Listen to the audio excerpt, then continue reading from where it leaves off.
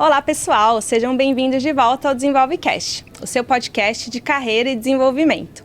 Eu sou Amanda Kzeliauskas, líder da área de pessoas, e agora eu vou fazer a minha audiodescrição.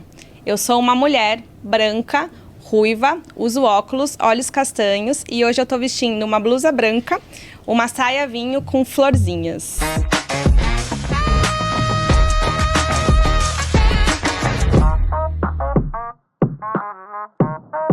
Cada episódio eu vou trazer uma curiosidade nova sobre mim para a gente se conhecer melhor. Vocês sabiam que o meu primeiro emprego foi aqui no Itaú e eu cantei num show de final de ano para mais de 1.000 pessoas? Incrível, né? E hoje, juntos, vamos explorar um tema super atual e relevante para o nosso dia a dia aqui no Itaú.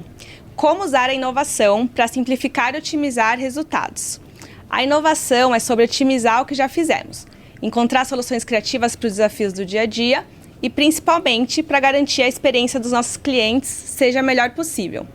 E para nos ajudar nessa conversa, hoje eu tenho o prazer de receber duas pessoas incríveis que entendem muito desse assunto. Ele, que é antropólogo, podcaster no Tudo é Culpa da Cultura e gosta muito de viajar para lugares tranquilos e isolados, Michel Alcoforado, e ele, que é gerente regional de empresas, youtuber há 15 anos, mestre no churrasco e pai do Benício de 8 anos, Thiago Alvarenga. Sejam muito bem-vindos ao nosso podcast. Primeiro eu vou pedir para vocês fazerem a audiodescrição de vocês. Oi Amanda, que prazer enorme estar aqui contigo, com o Michel também. Eu vou me apresentar agora então, sou Thiago Alvarenga, sou um homem branco de 1,70 m, tenho cabelos pretos, olhos pretos, uma barba preta. Estou aqui hoje com uma camisa de linho azul marinho, uma calça de alfaiataria cinza e um tênis branco. Obrigado pelo convite, fiquei muito feliz, Amanda, ainda mais aqui que estou com o Thiago, né, aprendendo sempre com vocês. Eu sou Michel Alcoforado, eu sou antropólogo, um homem negro, 1,70 m, os cabelos já me foram, sou careca, barba, calça azul de linho, camisa azul e um tênis branco com a estrela vermelha, e é isso.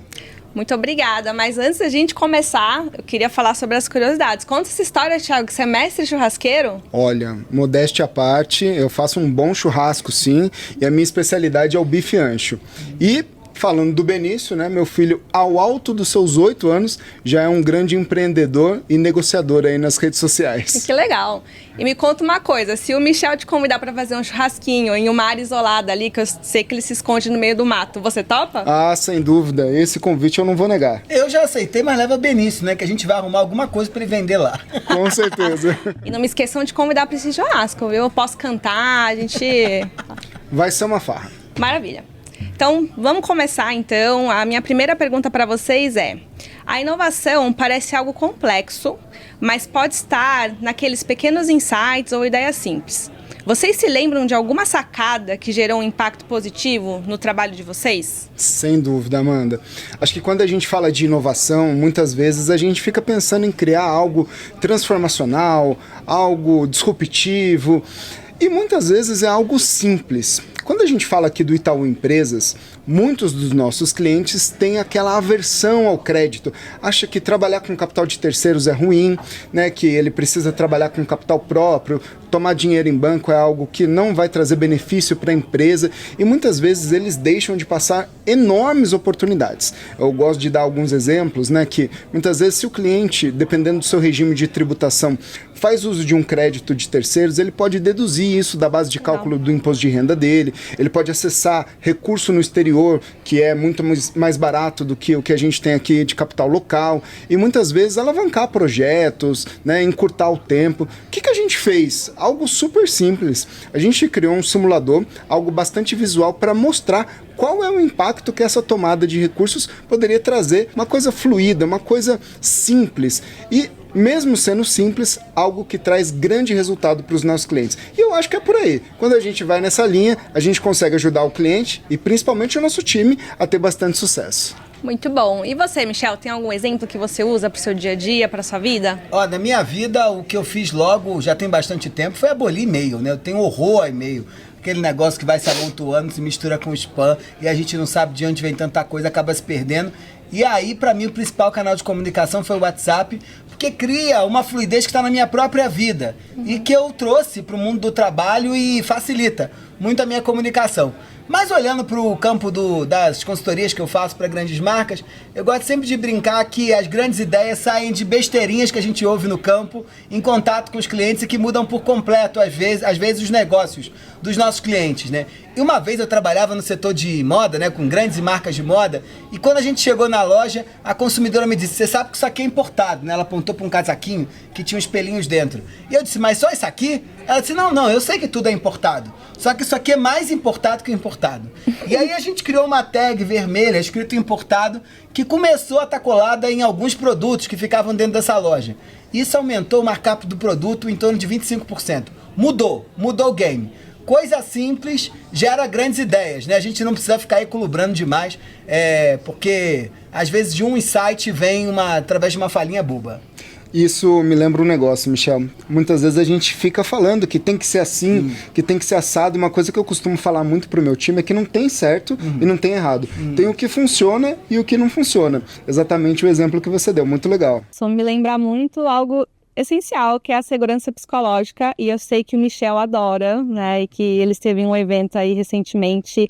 Queria que você contasse um pouquinho pra gente, um pouco do seu olhar sobre a segurança psicológica. Esse é o básico, né, dentro de qualquer ambiente de trabalho hoje, porque se nós estamos contratando gente e contratando essas pessoas porque elas sabem, mas acreditando que em pouco tempo aquilo que levou a gente a contratar elas não vai ser o que vai manter elas dentro de uma organização, porque elas vão precisar continuar aprendendo, o único caminho é apostar na segurança psicológica como forma de manter o aprendizado. E aí, uma autora fundamental nesse tema é Amy Edmond, que é uma professora de Harvard, né? Tive o privilégio de ser aluno dela, e ela traz uma correlação que eu acho decisiva na liderança, ou em qualquer ambiente de trabalho, né? Não importa a sua posição, que é como é que a gente cria um balanço perfeito, ou o mais perfeito possível, entre o desafio que se apresenta para o colaborador e, ao mesmo tempo, a possibilidade que ele tem de errar, né? Ou de entender que o erro faz parte desse processo como um todo. E eu gosto muito de um quadrante, né? De 4 quadrantes que ela constrói no trabalho dela, que ela vai dizendo que você tem um ambiente que é muito seguro psiquicamente, no sentido de o fulano pode errar à vontade e o desafio é baixo, você tem um time apático. E aí é duríssimo, né? Você chega todo dia no setor, tá todo mundo com aquela cara assim, vim porque tinha que vir, vim porque nada vai acontecer se eu não vir, vi porque nada, não tá me cobrando nada. E ela diz: isso aí ninguém quer, né? Porque isso é um ambiente péssimo para inovação. Ambiente sem desafio, ambiente péssimo para inovação. Então ela diz: olha, se por outro lado você tem um ambiente com desafios altíssimos e com baixa segurança psicológica, inovação também não aparece. Você vai ter um time boinatado, você vai ter um time sofrendo, você vai ter um time que você chega no lugar, tá todo mundo com os pés assim cravados no carpete, sabe? Desesperado para saber qual é a nova que o chefe vai vir. Qual é o ideal? O ideal é onde a gente consiga ter um modelo de liderança, um ambiente de trabalho, onde a aprendizagem contínua é algo default, assim, básico na nossa conversa, que é quando você consegue ter desafios altos, mas ao mesmo tempo com um cenário onde o erro é entendido como parte do processo e que a aprendizagem é entendida como um caminho fundamental na conexão com o próprio ambiente de trabalho. Enquanto você estava falando, eu lembrei de uma edição que eu participei do Web Summit que trouxe o fato do quanto o brasileiro é criativo. Os memes do Brasil são os melhores, né? Vamos combinar aqui. Mas por que a gente é tão criativo e quando a gente olha os índices de inovação, a gente ainda está ali atrás de vários países? Porque a gente não é intencional nos nossos processos, a gente não tem... Às vezes a gente acha que processo é totalmente oposto à inovação, e não, né? Eu queria entender, Thiago, se você tem algum exemplo para compartilhar com a gente sobre isso. Com certeza. Corroborando aqui com o que o Michel falou, a inovação, né, ela precisa ter utilidade, né? Não basta ser uma ideia mirabolante que não tem aplicabilidade. Então, quando ela é útil, quando ela aumenta a produtividade do time, quando ela facilita a vida do nosso cliente, ela se sustenta no longo prazo, né?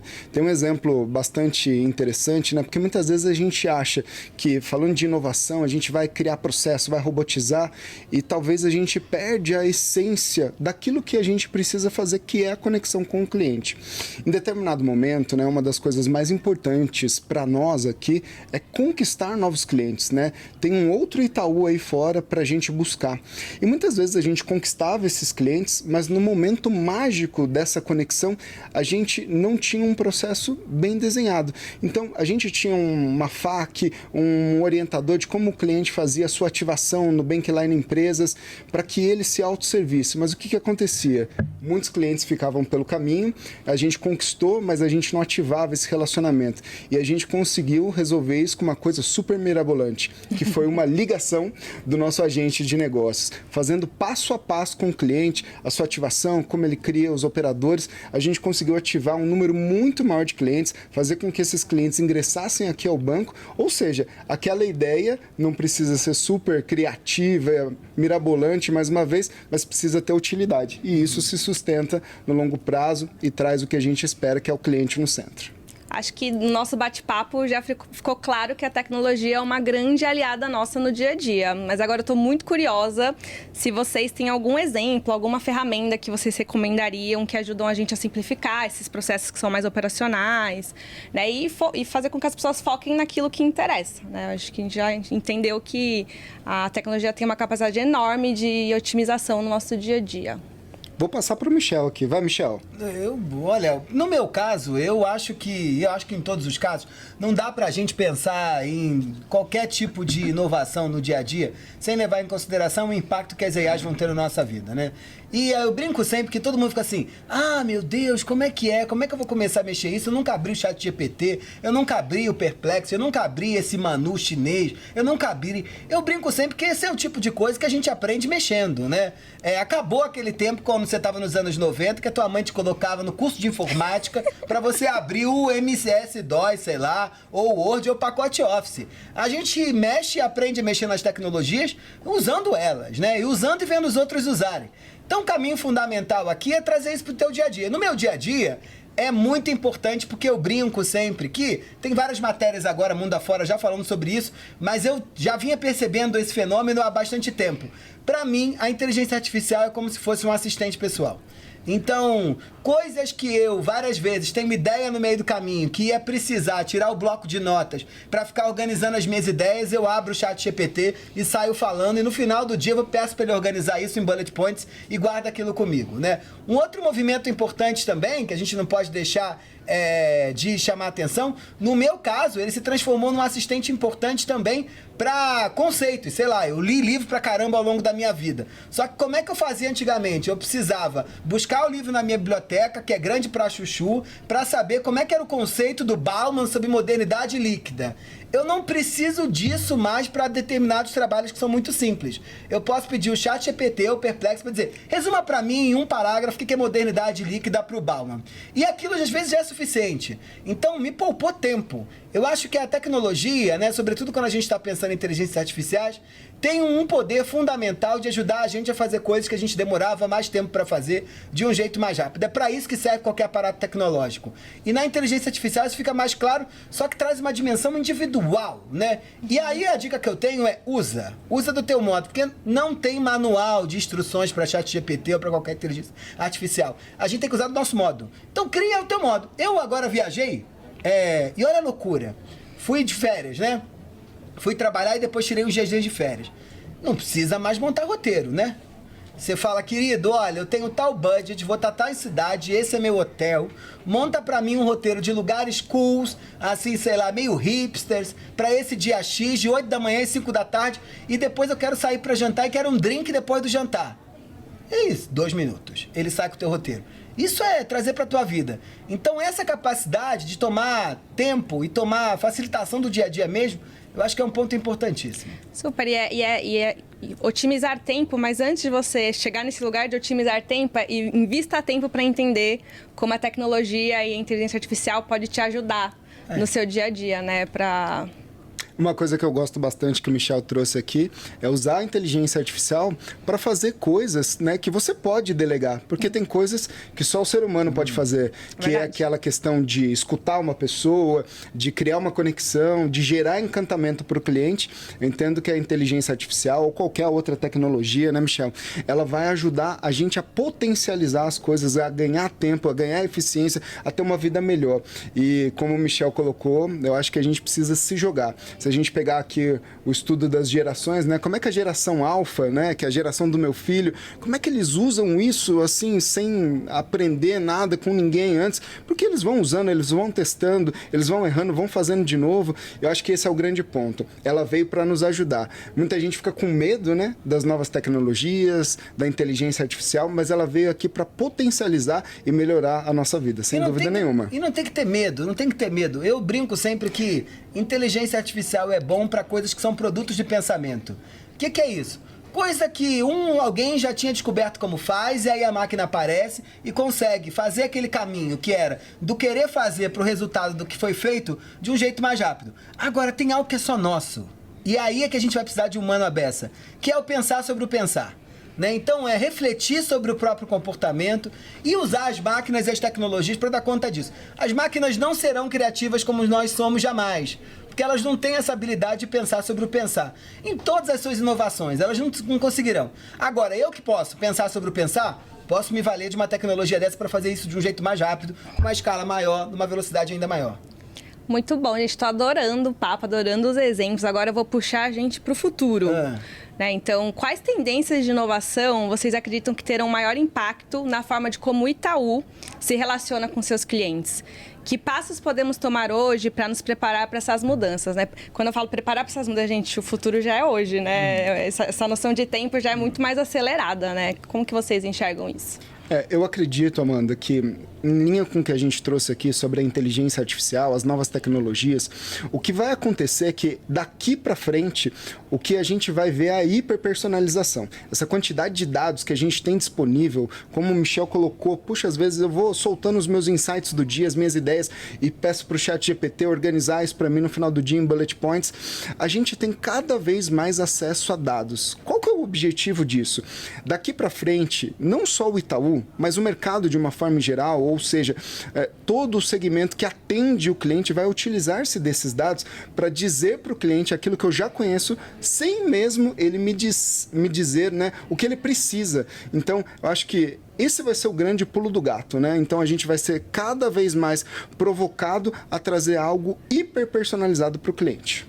Perfeito. Acho que vale a gente pensar quais exemplos, quais empresas podem ensinar a gente a olhar para esse lugar também. Alcoforado, você tem algum exemplo para dar para a gente? Acho que a gente pode olhar para as grandes empresas de tecnologia que vêm fazendo esse trabalho de hiperpersonalização com uma habilidade gigantesca. E uma delas que eu acho genial é a Amazon, né? Eu tenho um dilema grande que tem uma biblioteca enorme e, obviamente, não sei os livros que tenho mais, né? Quando você passa de um determinado número, você não faz mais ideia. E aí vivia comprando livro repetido. Achava que não tinha, quando chegava em casa, falava, ué, mas eu já tenho. Resultado, quando a Amazon diz pra mim, olha, Michel, você comprou esse bagulhinho aqui em 2020. Eu tenho o trabalho, ao invés de gastar meu dinheiro com coisa que eu não precisava gastar, eu levanto da cadeira, vou lá na minha biblioteca e fico procurando um livro que eu não estou conseguindo encontrar. Isso é hiperpersonalização à beça. Mas acho que tem um aspecto importante, que as tecnologias vão ser fundamentais, e as marcas têm se valido disso à beça, que é cada vez mais a gente entender que conversão só se dá através de muita conversação. Então, eu preciso estar inserido num hall de conversas produzidas por uma marca para conseguir converter aquilo em alguma coisa, ou converter o cliente a comprar dentro do meu produto. E aí, dado que não há, né, na quantidade de clientes que o Itaú tem, possibilidade da gente ter um campo de gente disposto a conversar à beça com os nossos clientes na necessidade deles, a inteligência artificial e a tecnologia de uma forma geral vai ocupar um papel decisivo dentro desse movimento, que é isso que a gente faz com o ChatGPT, né? O moço lá do ChatGPT estava reclamando com a quantidade de oi, tudo bem, bom dia, boa tarde, boa noite que a gente dá para a máquina e quanto isso custa. Mas a gente precisa disso por quê? Porque conversação é o que permite esse engajamento e essa conexão. Então, hiperpersonalização, junto com essa capacidade da gente pensar conversão através de novos canais de conversação, eu acho que vai ser decisivo daqui para frente.